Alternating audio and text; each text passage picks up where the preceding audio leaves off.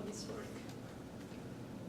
So as you can see here in the picture, the vervet monkeys lives in the south of Africa as troops with size from 15 to 25, and they feed on maize and other seeds.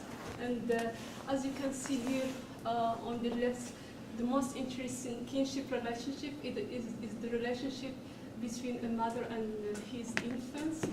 And as you can see, this is a primary assumption in the experiments where the mother is carrying his infants all the time. So this alarm call are used as a defense mechanism against the predators.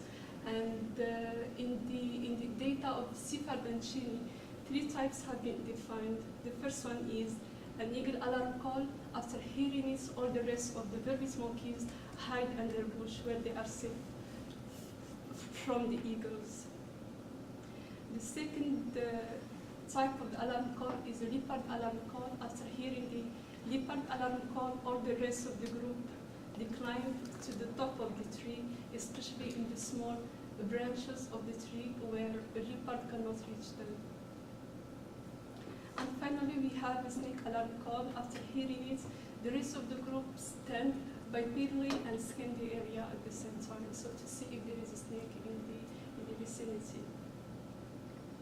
So one of the most important observations of the data of Sifard and Cheney on 1980 is that the infant vervet produce alarm call in a wrong context. And this is an evidence that there is some kind of learning is occurring in the brain of the vervet infant. So our primary research question is how the infant vervet mind learns the meaning of these alarm calls.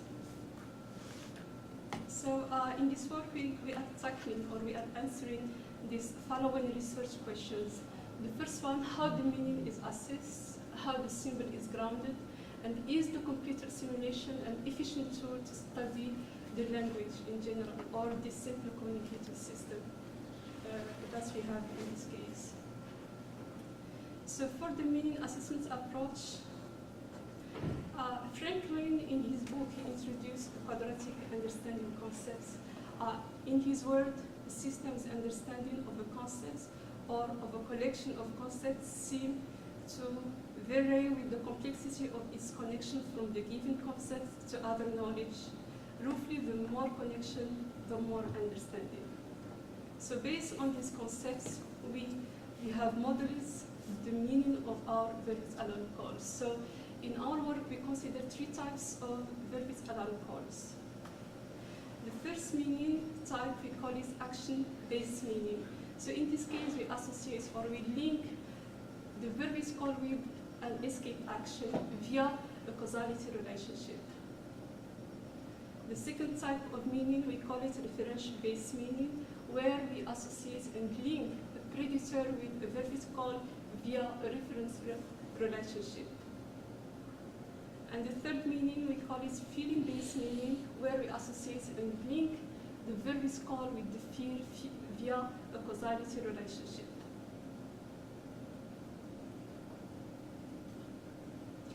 For the second research problem is the simple grounded problem. So in Hernard and Greenberg and Robertson's word, the simple grounded problem is the problem of explaining how the words get their meanings. It is related to the consciousness problems and how the mental states acquire these kind of meanings. So in our work, we consider a causation mechanism where we explain how the infant's mind associates the alarm calls with their meanings. And for this purpose, we use our LIDA cognitive architecture. So as all you know, the main modules of the LIDA cognitive architecture are the following. We have action selection module, we have attention mechanism, we have human-like learning, we have motivation via emotions. And of course, we use our model to control the software agents for 2 purposes. First, to replicate the human experiment or some real world task. And in his case, we just simulate what's going on in the real world, which is our case, the vervet alarm calls. So now we are going to introduce briefly the LIDA-based learning mechanism, how it works in LIDA. So as you know, we have two modes of learning in the LIDA cognitive architecture. The first one is the selectionist learning, is the reinforcement of the base level activation or existing representation in different memories. And the first one is instruction lists, where we learn for the first time something in various memories in the LIDA cognitive architecture. And LIDA learns in the both modes. So this is how we implement the perceptual learning. We implement it via the implementation and reinforcement of the base level activation, and we use this following sigmoid function, which is one or minus one. So several modules are involved in this perceptual learning. We have the PAM, the perceptual associative memory. We have the structural building correlates, we have the current situational model, and we have the consciousness mechanism. So as you can see here, this is how the structural building correlates operate on the current situational model. So if they find an alarm call and its meaning at the same time in the current situational model, the meaning relationships are added from the alarm call to its meaning. And once these meaning relationships are added in the current situational model, as all we know, some attention correlates form correlation of these links. And if they win the consciousness, if they win the competition of the consciousness in the global workspace, these new meaning relationships are added in PAM with a base level activation of 0.1 for the first time. And this is the instruction list mode. So if the same link is learned again, or if he won the competition, the consciousness competition in the global workspace, so the base level activation of this link is reinforced, is increased in PAM until we reach until we reach 1. At that time, it decays, or it depends. And this is what we call a selectionist mode. And this learning occurs in multiple cognitive cycles. So in this work, we consider these three categories of structural building correlates. The first category is the feeling-based structural building correlates. The second one is action-based, and the third one is referential-based. So the first one, which is the feeling-based correlates, they add the causality links from an alarm call to fear in the current situational model. And as you can see here in the scheme, in our simulation we have 4 relationships are added in the current situational model. The first causality relationship is from the eagle call. Yes? This is when the infant is hearing another monkey make the call and seeing his mother react with fear? Yes. Okay. He says the fear of his mother, so his fear is activated in his mind. So 4 relationships here are learned. We have the first causality relationship is from the eagle call to fear, the second one from the snake call to fear, the third one is from the leopard call to fear, and the fourth one is the causality relationship from the leopard call to fear. So in this work, we assume that the fear of an eagle and the fear of snake is born in the brain of the vervet. So we just learn the fear of a leopard. There is some neuroscience evidence that a leopard fear is not hardwired in the brain of the vervet's infants. So a new relationship, a new causality relationship is added in this case. The second category of structural building correlates is the action-based structural building correlates. In this case, the causality links are added from the alarm call to the escape action in the current situational model. The same in our work, we have 3 causality relationships are added. We have the first one is a causality relationship from the eagle call to hide under bush action. The second one is the causality relationship from the snake call to stand by pendulum action. And the third is from a leopard call to climb the top of the tree. So the same structure building correlates add the link from the alarm call to the escape action in the current situational model. The third type of the structure building correlates are the referential-based structure building correlates, and we have three instances of this category. We have eagle referential correlates, we have the snake, and the leopard referential ones. So in this case, three referential relationships are added in the current situational model. We have the first one is from an eagle call to an eagle. The second one is from the snake call to the snake, and the third one is from a leopard call to leopard.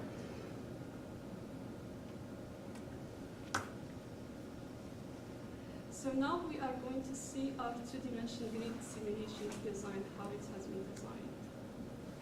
So Steers on 1997 and Kanji-Rossi on 2001, they claim that a computer simulation is a good research tool to study the language and the communication learning in general. And Vido and Kirby also have claimed the same thing, that an artificial life approach can be useful in explaining various aspects of the language. So based on that, we proceed with the simulation.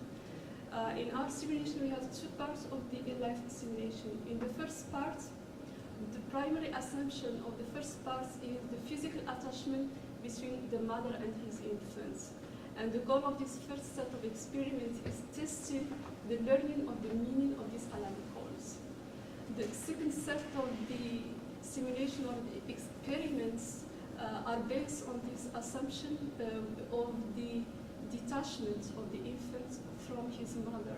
And the goal of this set of experiments is testing the comprehension of the learned meaning of alarm call. We try to see if the LIDA infant understands the meaning of this alarm call through his escape action after hearing some alarm calls.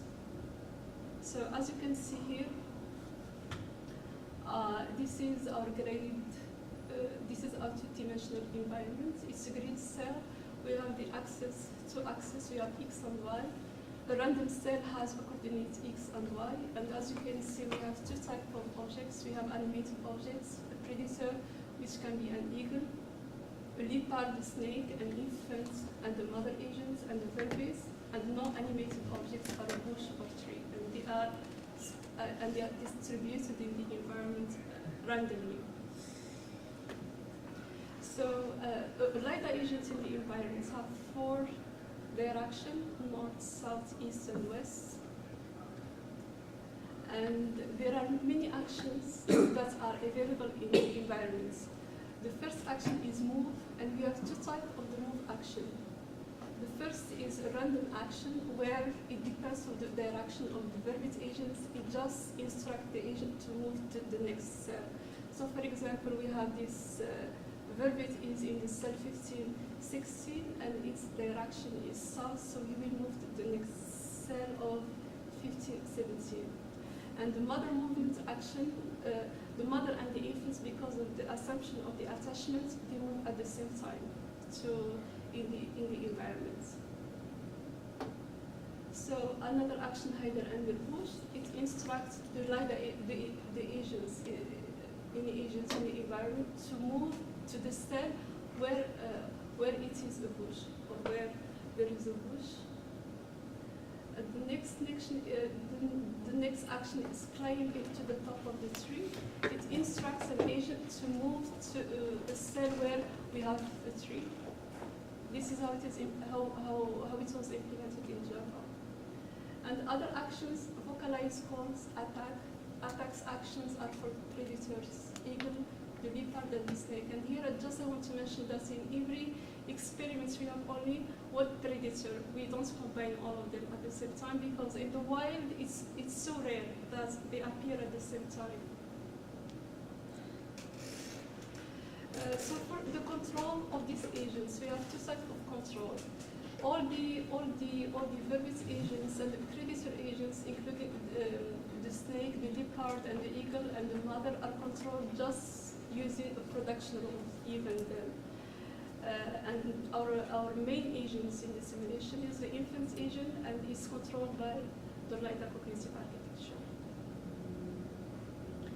So for the design of the LIDA agents, first we have this, we designed these sensors for the agents. We have sound sensors, we have infant mother sensors, we have the original cell objects and next cell objects sensors, and finally we have head sensors. So the sound sensors, the sound, we have just implemented the sound as in Java as a variable, as a string variable, which has 3 values: eagle call, snake call, and leopard call. And once an agent vocalizes this alarm call, the sound is spread in every cell in the environment. And for the infant mother sensors, we use them especially to sense the fear from the fear of the mother. So once the LIDA agent senses the fear of its mother, so its self-fear is activated. And for the original cell object sensor, we implement them to sense the various objects in the same cell, and the next cell objects we implement them to sense the various objects in the next cell. For the health sensors, we implement the health as a real variable between in the interval of 0 and 1.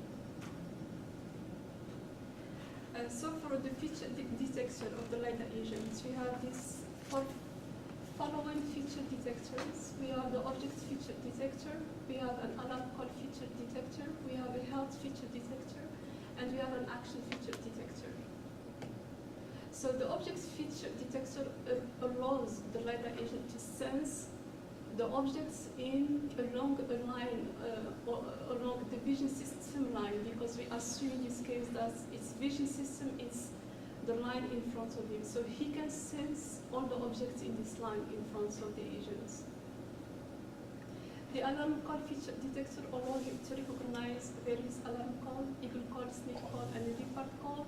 For the health feature detector, it has, as you can see here, it depends on the value of the health variable. It can be a good health or a fair health or a bad health. It depends on the value of the health, which is a real variable. And we try as much, yes. So what's the purpose of having a health feature detector for this model? Because for the simulation, it's very important that our agents keep moving in the environment. So if its health drops out, he stops of moving in the environment or in the simulation. For the vervet, for the infant? LIDA infants, yes. Yeah. The LIDA agents. Okay. And finally, we have the action feature detector.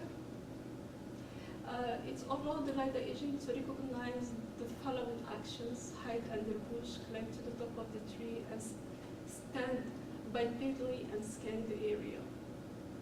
I want to Yes. confirm one thing. Who's send out alarm call and other valid, or who send out the alarm Vervet call? agents. Sorry, what? Vervet agents. Oh. The vocalize an alarm call. So once the alarm call is vocalized, so the sound is spread in the whole environment, so the rest of the agents can sense Okay. this sound. Does the mother also vocalize alarm calls? Yes. Whoever sees the predator. Yeah. Yes. So for the perceptual associative memory of the LIDA agents, as we all know, PAM is the main function of PAM is recognition, and it is implemented as a modified sleepiness, and also one of its functions is classify and identify external and internal information. The main representation that we have in PAM is the event representation. This is our primary item in the PAM of the LIDA agents. So based on the paper of Ryan Hall and Carlson, the events are represented as nodes with thematic role links bind to agents, objects, location, feelings, and other nerve types. So in this simulation, we consider these following events type. We have detection of a predator events, we have hearing alarm call events, and we have escape action events. This is how we work. This is our main events in the simulation. So for detection of a predator events, we consider this following events. I see an eagle and it's referred to the LIDA agents. So we have here the self node because it's the LIDA agents. I see snake, I see a leopard. So in this event representation, we associate the self node with the event through an agent thematic role. And the C action is associated with the event or links with the event view and action thematic role. The precursor node is associated with the event through an object thematic role. And the fear node is links with the event view feeling thematic role. The second set of events, we are hearing alarm calls. I hear an eagle call, I hear a snake call, and I hear a leopard call. So this is how it is represented in the PAM of the LIDA agents. We have the self node which refers to the LIDA agents. It is links with the events via an agent thematic role. Here action is linked via an action thematic role. Alarm call node is linked via an object thematic role, and the fear is linked via a feeling thematic role. And as you can see, this relationship with the mama fear caused the fear because of the attachment. So all the time he senses the fear of its mama once a predator appearing in the vicinity. Why, when you design this event, why does it include feeling? Because the name is hearing. I don't see feeling is necessary when we are talking about hearing alarm call. It is because it's not in hearing. It's not I hear music or I hear an eagle call. An eagle call has a danger, so it causes some fear of in the mother agent. So as you can see here, the mother fear agent causes the fear of the LIDA agent. I remember briefly, in the previous slide you say, when I hearing alarm call may be linked to feel, right? So we consider hearing alarm call is one event. Later on we link it to fear. That I feel more makes sense. But here you directly consider both hearing alarm call and causality and result together as hearing. I'm not understanding what you're, I think what Dachi is saying is... I hear alarm call. This is after the learning. Oh, after the learn. I think she's Okay. describing what gets added in the learning. Is that... Before the learning this, he hear an eagle call all the an eagle call or a snake call all the time. Oh, before the learning. this But- is just the event. Yeah, it's Right. an event. But an event. he feels fear because the mother is afraid. Okay. And this is how the learning is occurring right now. Is that correct? Yes. In the previous slide, you had seeing, Yeah. and seeing the predator produces fear. Yes. Yes. Hearing the alarm call is, this is sort of like a conditioning. Is this Mm-hmm. a conditioned response? It's learned, yeah. Yeah. Well, seeing the predator causes fear if the mother's afraid. No, I And think it's that, no innate fear with the baby, does it? I think, doesn't the baby have innate fear of predators? Isn't that unconditioned, Does it unlearned? learn that from the mother, or is that innate in it? There's some In many innateness species, There in is some innate. there's some innateness for the eagle and for the snake, but typically not for the Leopard? leopard. Okay. Yeah, She had mentioned that earlier. that's Yeah. Okay. what they think. I wasn't sure. Okay. Okay. But if you directly define hearing alarm call, including feeling, so it's not necessary to learn that. It already be there, right? We- Well, it's giving meaning to the alarm call itself, right? What's So it's- being, there's no question about learning at this point. He just said This is simply how you represent the event. Oh, okay. It's Is that happening. what you're saying? Yes, yes. Okay. It's just the way that. Yeah.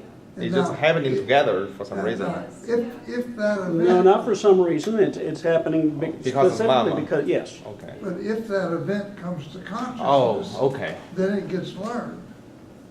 Okay, as you said, it's a certain condition we just detect. We're prepared to detect. Yeah, it's just recognition Okay. of the events of hearing alarm calls. Okay. The presentation in And the point is that all these are in the workspace at the same time? It's current situational model during the, Well, that's a Initial. good question, because I would think that you may have many events where the agent does not recognize the mother has fear, but did hear the alarm call. So it could be that, you know, the infant is tucked away under the mother where it, you know, can't really see anything, but it could certainly hear a lot of stuff. So you might be experiencing a lot of self-hear alarm call without a feeling attached to it one way or the other.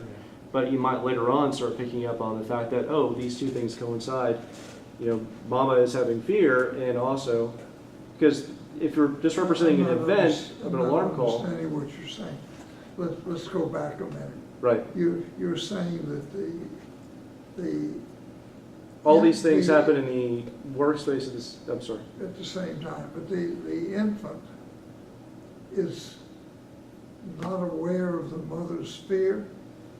It may not happen with the agent. I don't know if that's a possibility or not. That What? do we always recognize the mother's fear Yes. whenever it's available? do we or do vervet infants? I'm asking about the agent right now, but I Yeah. think from the fact of the vervet infants, I don't think that you would always recognize these things coinciding together. I don't think they would always be in the real vervet monkey's workspace all the time together. Wait, the infant is attached to the mother. Yes. It's very And- easy. If the That's a mother psychological attachment you're talking about, No, I'm right? talking about a physical It's attachment. Okay, well, I think they're both the case, but No, yeah. both, there's a psychological also, but there's a physical attachment. Okay. So if the assumption in the model is that if the mother is fearful, the infant will Always recognize it. always recognize that fear.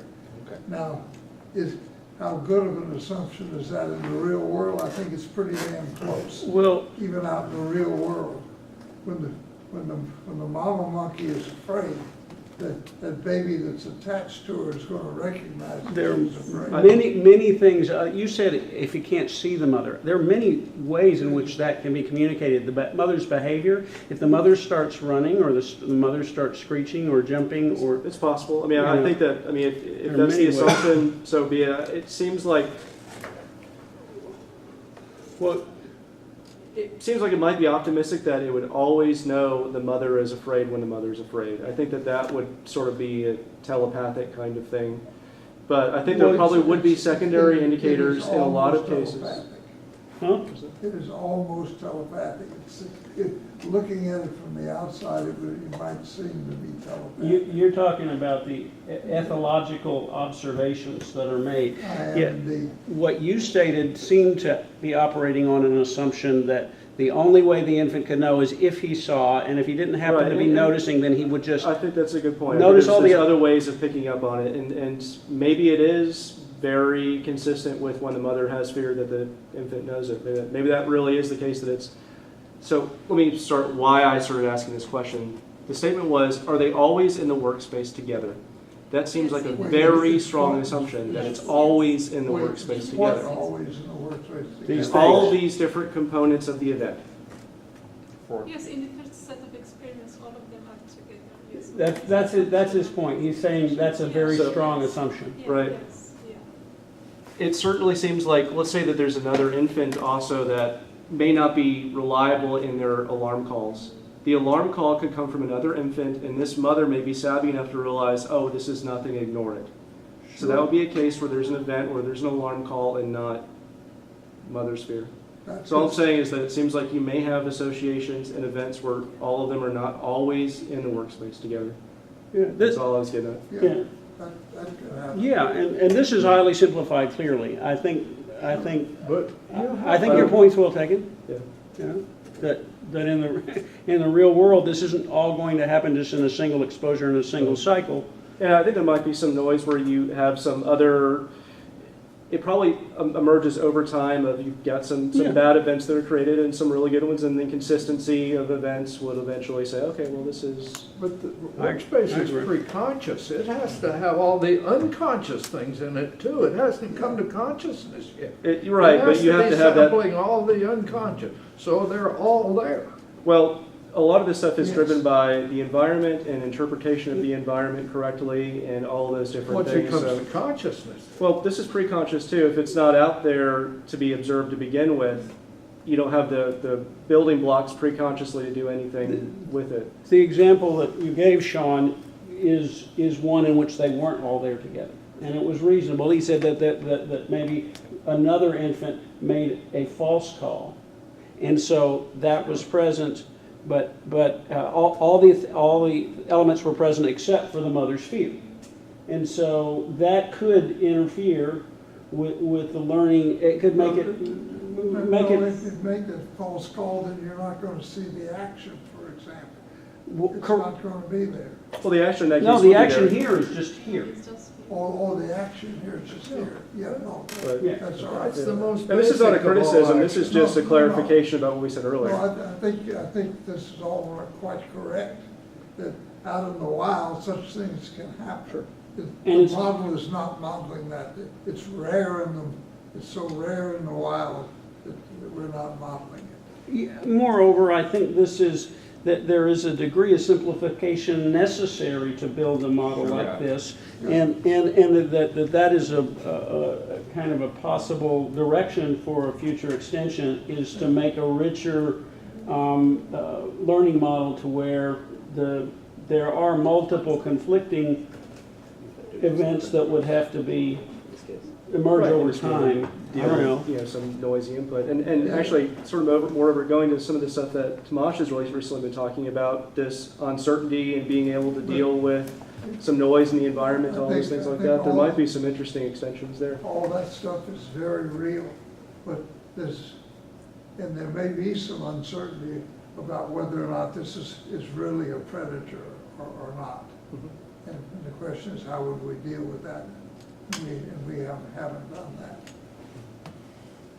Yeah. And the thing about false calls by infants could be, a gradual learning. It's not just Boolean where the infant makes false calls, or it could get better and still make an occasional false call. And so, Right. yeah, there's a lot of.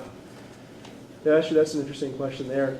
Have you thought at all about all these things that are propelling when we look at infants in the wild, that they are making false calls? Is that something that we're seeing right now in the simulation already, or is that something that is another? We haven't done that. Yeah, that'd be an Not only- interesting thing It's too. interesting that not only can you see false calls, you can have deceptive calls. You can have Troublemaker monkey. no, it's not just troublemaker. Capuchin monkeys, not vervets. Vervets may do it also, but capuchins have been seen to do it. The capuchin monkey will